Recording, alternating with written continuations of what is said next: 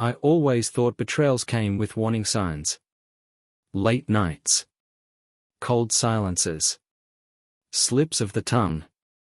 What I got was a cloud up alert at 2:11 in the morning. It was a message not meant for me. It wasn't even on my phone, it was synced from hers, accidentally. I hadn't touched that app in months. Didn't even remember it was connected. Miss you already. I can still feel your hands. Same time next week? 3 messages. 1 sender. Not me. I sat up so fast I knocked over the glass of water by the bed. I stared at the screen like it might explain itself. But it didn't. It just buzzed again. This one had a picture. Blurry. Dim lighting. Her hair. A smirk. No clothes. Not fully.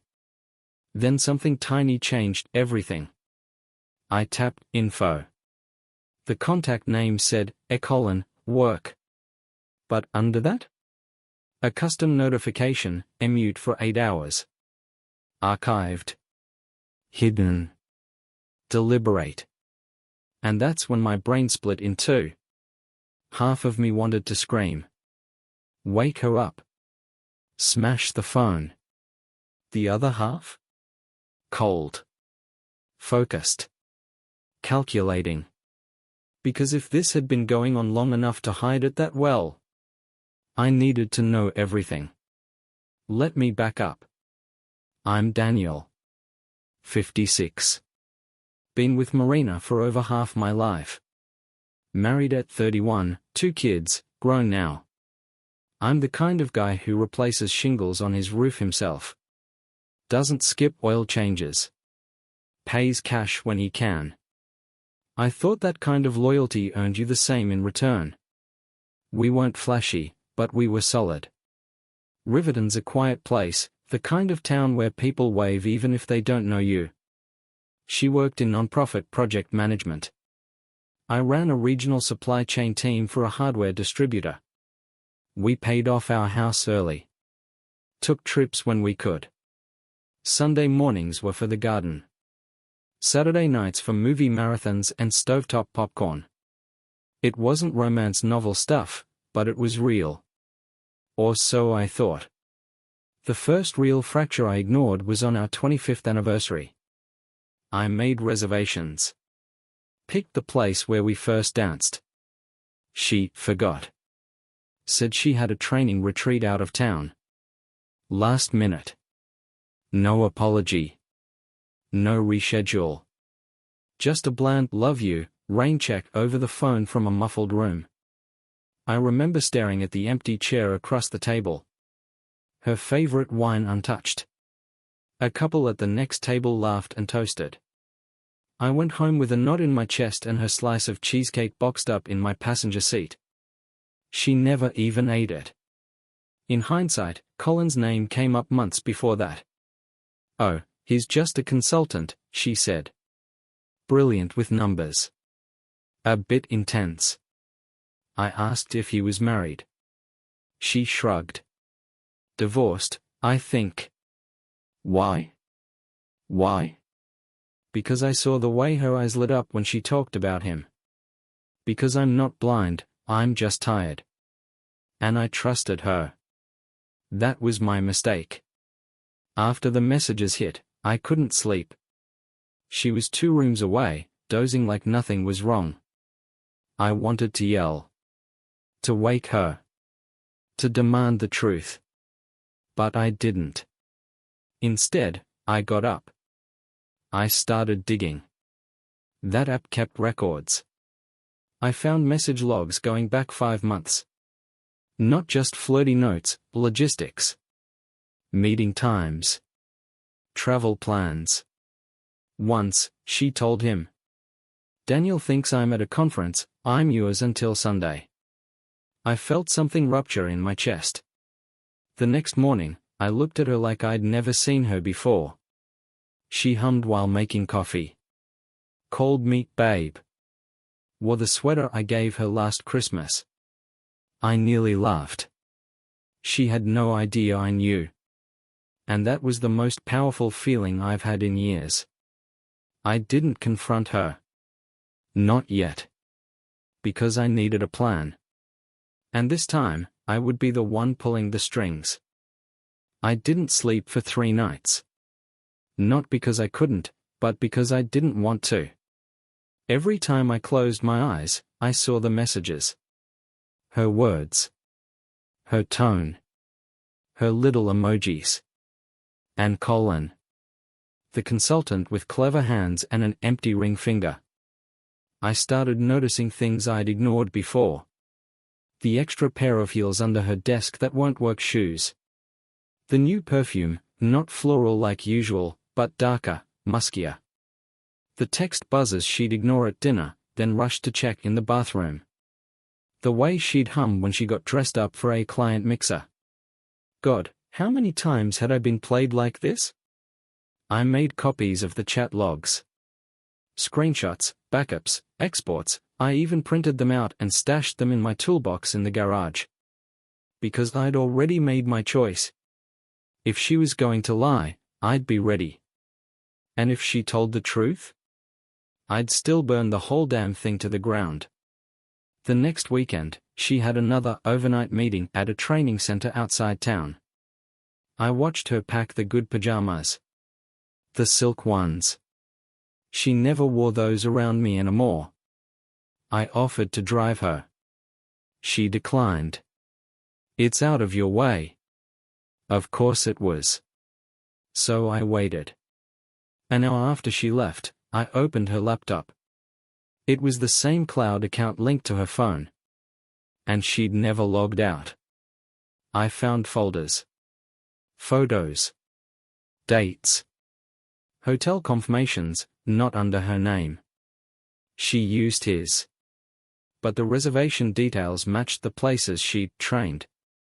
Then something new caught my eye. A shared calendar event, sent to his email. Our escape, October 15th to 17th. It was 2 weeks away. She'd told me she had a board retreat. Even said she might not have cell service. That's when it all clicked. This wasn't a mistake. Wasn't a slip. It was an arrangement. An alternative life. And I was the insurance policy keeping her respectable. I didn't tell our kids. Not yet. They're grown, one's in Denver, the other out in Boston. They adored her. Called her Mom the Miracle. And if I dropped this on them without a plan, they'd crumble. Or worse, blame me. No. This had to be surgical. No drama. No yelling. Just precision. And damage. That week, I acted normal. I grilled steaks. Watched football. Fixed the leaky faucet she'd been complaining about. She thanked me with a kiss on the cheek. Like I was a sweet old man who still thought he mattered. I smiled back. Because I was already preparing the kill shot. On Friday night, I watched her pull into the driveway after her workshop. She came in humming, a takeout bag in hand. Her eyes sparkled. She looked satisfied. I asked how it went. She said, draining. But good. And kissed me on the forehead. Forehead. Not lips. Not even a hug.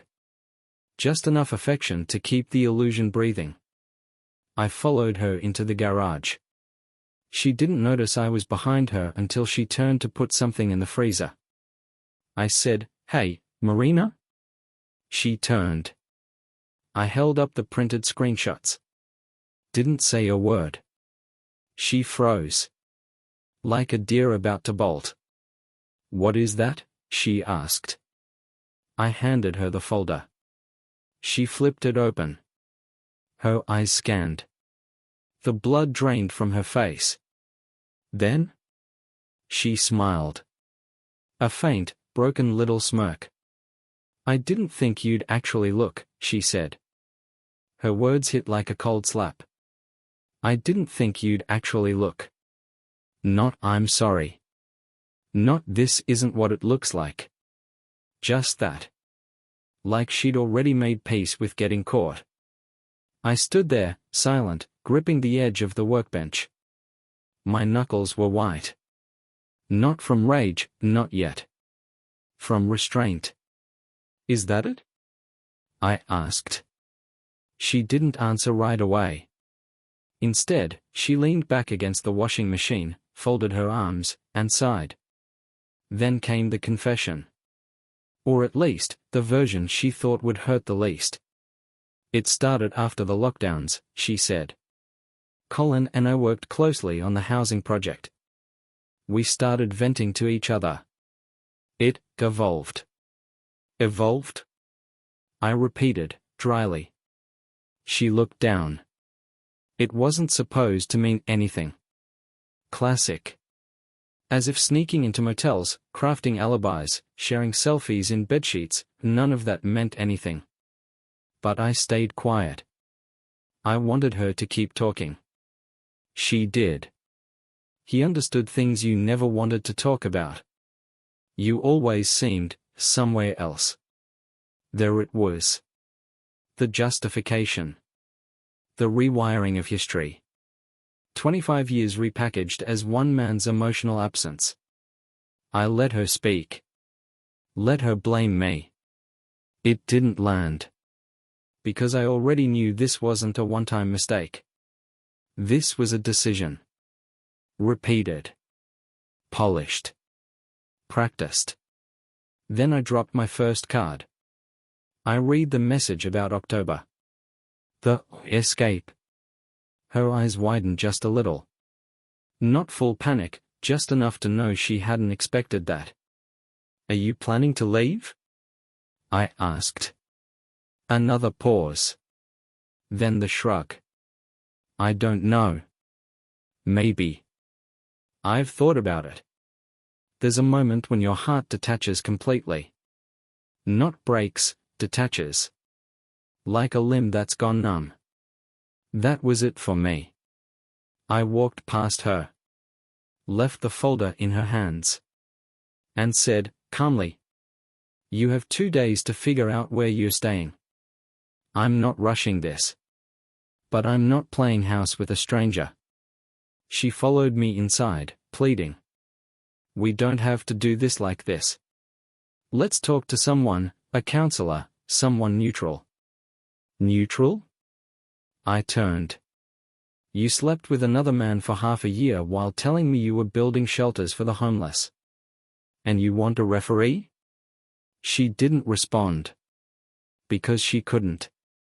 That night, she slept in the guest room. I locked the bedroom door. I lay in bed staring at the ceiling, thinking about all the moments I had ignored. The time I found hotel shampoo in her purse. The nights she crashed at Cheryl's after a long day. The weekends she insisted on solo hikes to clear her head.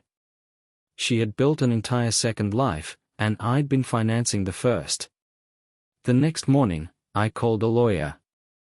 I didn't file. Not yet. But I wanted to know what the playing field looked like. What I'd be giving up. What I could protect. He asked, do you want reconciliation? I laughed. No. I want clarity. And I want leverage. That afternoon, I set up new bank accounts. Moved my direct deposits. Changed the passwords to everything with my name on it. Marina tried to talk again that night. I still love you, she said. I was just confused. I nodded. Then handed her a list of items I expected out of the house by Sunday night. It included her desk, her guest bed sheets, and her sentimental items. She stared at it like I'd handed her a death notice. Because in a way, I had. Sunday came. And with it, silence. No bags were packed. No tears. No dramatic exit. Instead, she spent the day moving slowly, deliberately, like someone staging a protest in slow motion. She folded laundry. She made tea. She scrolled through her phone on the porch like nothing was happening. At 5:12 p.m., I walked into the living room and said, "Clock's ticking." She didn't look up. "I'm not leaving. This is my house too." That's when I pulled out the second folder. Not messages this time. Assets. Property records. Retirement accounts. Her signed agreement from 3 years ago when we refinanced, putting the house under my sole name for credit reasons. She had forgotten. I hadn't. I laid it in front of her like a final offer. You have two options. You leave tonight, peacefully. Or I initiate proceedings tomorrow that will make this very public and very ugly. She went pale. Then came the threats. You can't do this. What about the kids? What about your reputation? I stared her down. Funny. I was about to ask you the same thing. That night, she packed 3 suitcases, her laptop bag, and the silk pajamas, still folded. No goodbye. No final embrace. Just the sound of her car door slamming in the dark. But the story didn't end there. Because Colin reached out. Yes, he had the audacity to message me. "Hey, man. I heard things got messy. I didn't mean to hurt anyone." As if we were college roommates sharing a bad breakup. I didn't reply. I forwarded the message to Marina. Her reply came 10 minutes later. Please don't retaliate. It wasn't all his fault. Wasn't all his fault. Like I'd burned down the house with her inside. But I did retaliate. Just not the way she feared. I made a phone call to the regional nonprofit office. Colin's consulting contract? Dependent on a review from her department. The ethics clause? Ironclad. I didn't lie. Didn't fabricate. I simply attached copies of the messages, the hotel bookings, the calendar invite. Anonymous tip. Internal investigation followed. 2 weeks later, Colin was let go for professional boundary violations. Marina? Suspended, pending further review. She called me that night. Voice hollow. You've ruined me. I said nothing. Let the silence stretch like barbed wire. Then I ended the call with 4 words. Now we are even. Almost. But I wasn't done. Because while Marina lost her job, her credibility, and her escape, I was just getting started. I still hadn't told the kids. Not because I wanted to protect her. But because I wanted them to hear it, from her. Face to face. Where she couldn't twist the story or water it down. And that confrontation? It would crack the last piece of her illusion. I arranged the call like a chess move. Sunday, 4 p.m. Soon. Both kids on, David from Denver, Ellie from Boston. I didn't say much in the text. Just family check-in. Something important. Mom and I both need to talk. Marina hesitated, of course. She knew what was coming. Tried to spin it in advance. We can just say we're separating, that we've grown apart. No need for the details. I looked her dead in the eye. You cheated. You lied. You stole time from me. You don't get to dictate the narrative. She said nothing after that. They joined the call, smiling, unknowing. Ellie with her cat on her lap. David holding a coffee, earbuds in. Hey, Mom. Hey, Dad. What's going on?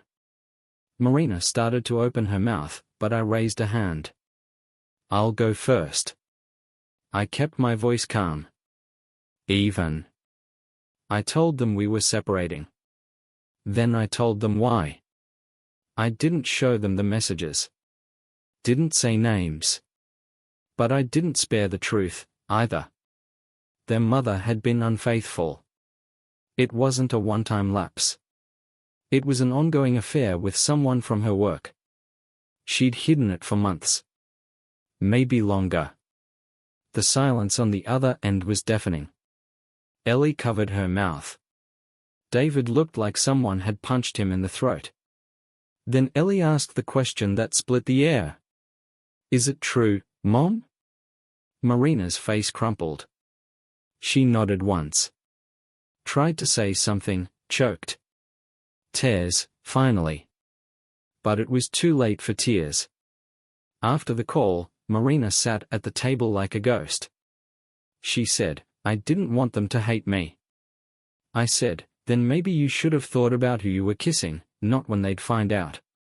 She moved out permanently that week. Rented a small condo on the other side of Riverton. Colin never came around. I later heard, through someone in her old nonprofit circle, that he'd moved to another state. Out of work. Blacklisted. Guess my little email had longer legs than I thought. The best part? Her name started to vanish. From the project pages. From the speaking events. From the awards she used to boast about. They didn't take them away, they just stopped mentioning her. A quiet erasure. As for me? I didn't crumble. Didn't drown in whiskey or spiral into pity. I rebuilt. Piece by piece. Started running again. Reconnected with my brother in Oregon. Started volunteering on weekends, ironically, for a housing charity. I opened a new checking account, a new email, a new chapter. But I kept the folder. Tucked in a lockbox. Not out of vengeance. Out of clarity. To remember the exact moment my life woke up from a 25-year lie. I thought the worst had passed. Kids knew. Colin was out. Marina had moved into her condo and the house finally sounded like itself again, just the hum of the fridge and the old clock ticking in the hallway. Then, on a grey Tuesday at 9:14 a.m., my phone chirped. A bank alert. Unusual activity on joint card. I opened it. A boutique wellness lodge 2 towns over. 3 nights. Prepaid. Date, at the exact same weekend she'd once labeled our escape. She hadn't cancelled it. She just tried to push it through on the card we used to buy mulch and groceries and anniversary dinners she skipped. Then something tiny changed everything. I called the bank, calm voice, steady tone. I need the itemized invoice. They sent it. Room service. Couples package. A private sauna session. Not cheap. I didn't rant. I didn't write a long email. I moved the charges into a neat folder called marital waste. My lawyer smiled when I brought it in. Not celebrating, mind you, he said, but this helps. Judges don't like people spending shared funds on secret vacations. Documents started to bloom like winter weeds, financial affidavits, disclosures, a spreadsheet color-coded in quiet fury. I put every unnecessary charge in red. Every overlap with Colin's calendar in orange. Every workshop logged next to a motel confirmation in yellow. It wasn't rage. It was arithmetic. Mediation came first. Neutral ground. A city office with 2 bright lights and a coffee machine that tasted like cardboard. Marina walked in with a careful face. Hair pulled back. Hands folded around a notebook. No wedding ring. Let's keep this civil, she said. We've got grown kids. We can do this. I nodded, almost friendly. Then I slid the folder across the table. Her eyes skimmed the tabs, our escape charges. Hotel stays. Cloud messages, dates only. Ethics finding. Budget forecast, a post-separation. She flinched on that last one. Because it showed exactly what she was walking into without the mask of my paycheck covering leaks. The mediator looked at me. You ask? Simple. I wanted the house. I wanted my retirement untouched up to the year the affair started. I wanted half of hers. I wanted reimbursement for red-coded charges. And I wanted a non-disparagement clause so my kids wouldn't be fed revisionist history like stale bread. Marina swallowed. Daniel, that's punitive. No, I said. That's math with a conscience. We took a break. I stood by the window and watched drizzle pattern the glass. She came over, quieter now. Do you really want to ruin me? She asked. I shook my head. You did that. I'm just making sure I don't drown with you. Back at the table, her lawyer cleared his throat. We can concede the house and a portion of retirement adjustments. The reimbursements, those are negotiable. I slid one more paper across. A copy of a message from her phone to the lodge. I switched the card to our joint. Mine keeps flagging. The mediator didn't look at me. He didn't have to. He just wrote a note and pushed the pad gently toward their side. We left with a memorandum that read like a clean cut. No jagged edges. No space for loopholes. You'd think that would be the end. But closure isn't a document. It's a door you have to shut with your own hand. 2 days later, Marina texted. A handful of my work friends are doing a farewell happy hour. Would you be okay if I swung by to pick up a few old files from the garage first? I stared at the screen. Files? She meant the awards she'd kept in a box by the mower. She'd left them behind like she thought she'd return. Sure, I replied. Friday at 6. I made a call. Not to a friend. To a process server. Nothing dramatic, I said. Outside. Respectful. I also called Ellie and David. Mom's picking up a box Friday, I told them.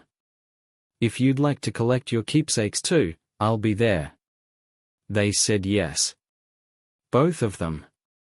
Friday came with a cold wind and the smell of rain on concrete.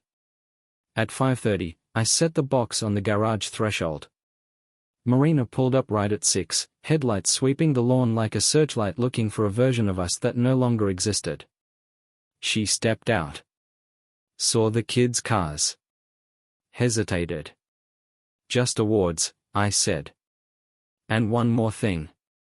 She looked from me to the box to the process server waiting at the curb in a neat jacket, folder in hand.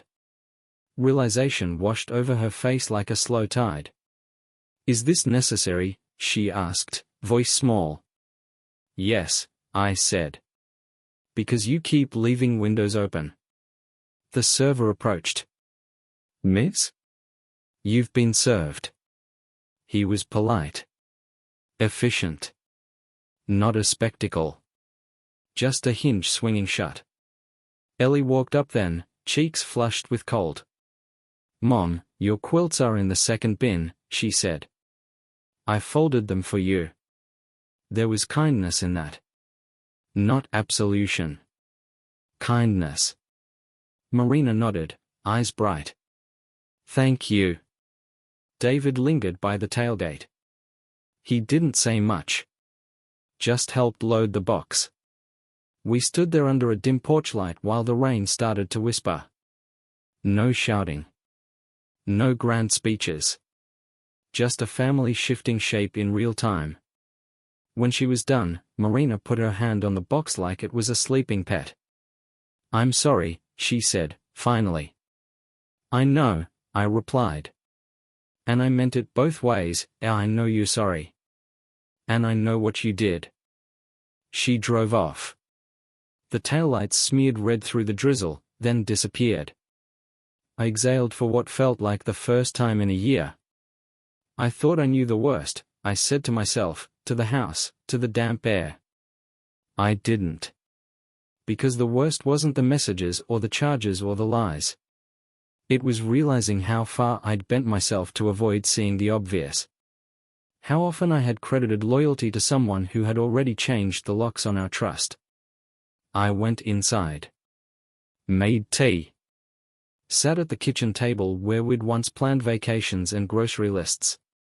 The clock ticked. The heater clicked on. The ordinary had weight again. I took out a yellow legal pad and wrote a list titled What I Learned. Not for YouTube. Not for friends. For me. Boundaries beat hope. If you see smoke, check the oven before you plan the dinner. Privacy isn't secrecy. Work phones and cloud accounts aren't sacred, mutual transparency is. Track the money. Numbers tell the truth even when mouths don't. Let consequences land. Protect your kids from lies, not from reality. Rebuild on purpose. Health, friendships, habits, set them like fence posts and pour the concrete. I set the list beside the folder in the lockbox, then closed the lid. Not to hide it. To mark it as finished. Final hearing came on a bright morning that made the courthouse windows flare like mirrors. We signed. Nods. Stamps. A simple "you're free to go" from a clerk who had said it to 1,000 strangers before me. I walked out into the light and felt the ground steady under my shoes. Not the electric jolt of revenge. Not the hollow echo of loss. Just steadiness. Ellie called that evening. "How are you, Dad?" "I'm good," I said. "Tired. But good." "Ready for a weird question?" she asked. "Shoot. Do you still want the Sunday dinners? We can rotate houses. Or, if you're not up for it." "I want them," I said, too quickly. Then slower, "Yeah. I do. We pick next weekend."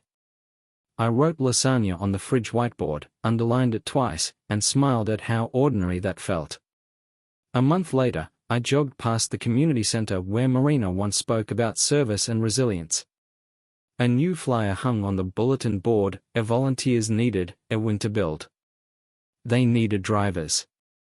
I still had a truck and 2 good hands. I signed up. By noon, I was hauling lumber with a kid half my age who talked about music and a grandmother who could swing a hammer straighter than either of us. It felt simple. Good. Clean. I don't know what Marina will rebuild. Not my story anymore. I wish her clarity and the courage to stop pretending. That's as generous as I can be, and it's enough. Colin stayed gone, last I heard. Every now and then a friend of a friend mentions he's trying to get work in another region. That's not my weather report to check. My forecast is different. Early mornings. Coffee on the porch even when it's cold. Phone on Do Not Disturb after 9. A lockbox that I open less and less, because the only thing inside that matters now is the list. Boundaries. Privacy with trust. Money with purpose. Truth without varnish. A life that looks me in the eye. The night the papers finalized, I grilled a steak and ate it at the kitchen counter with the window cracked so I could hear the crickets. I raised a glass to the quiet. Not to the pain. To the fact that it finally had somewhere to go that wasn't me. If you're listening to this because you were where I was at 2:11 a.m., staring at a glow that doesn't love you back. Here's the part one wish someone had told me. You are not the sum of what someone hid from you. You are the choices you make when the hiding ends. I made mine. And the door closed with my hand on the handle. The rest is open road.